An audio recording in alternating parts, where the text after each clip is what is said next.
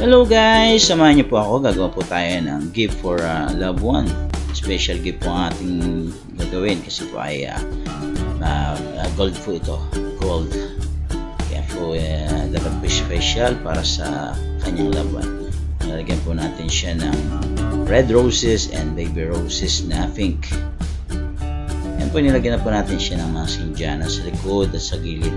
At nilagyan po natin siya ng green sa ibabaw, pang design po. Scattered na po natin yung ating red roses para po magmukhang elegante ang ating gagawing table bouquet para sa kanyang loved one. Ang worth nga po pala nito is 150 SR.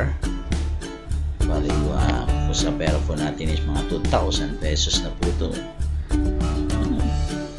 Para po sa ating mahal talagang gagawa po tayo ng isang special, di po ba?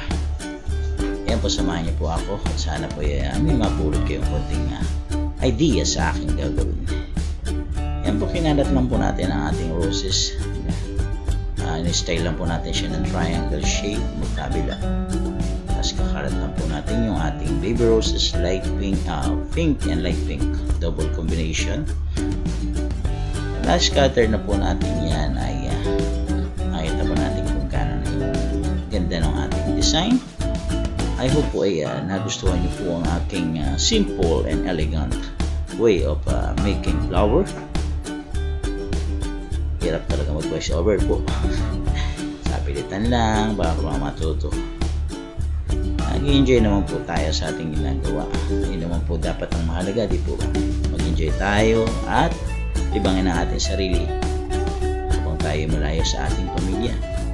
Yun lamang po ang ating kayang gawin para po maibsan ang ating lumbay at lungkot, lalo na ngayong malapit na naman ang Pasko na malayo na naman tayo sa ating mahal sa buhay.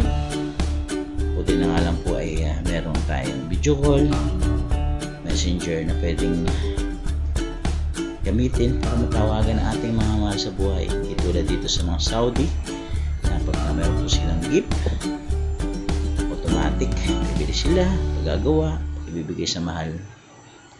Ang sarap pakinggan, ang sarap damhin, ang sarap tingnan na masaya sila sa ating mga ginagawa habang tayo pilit tinatago ang ating mga nararamdaman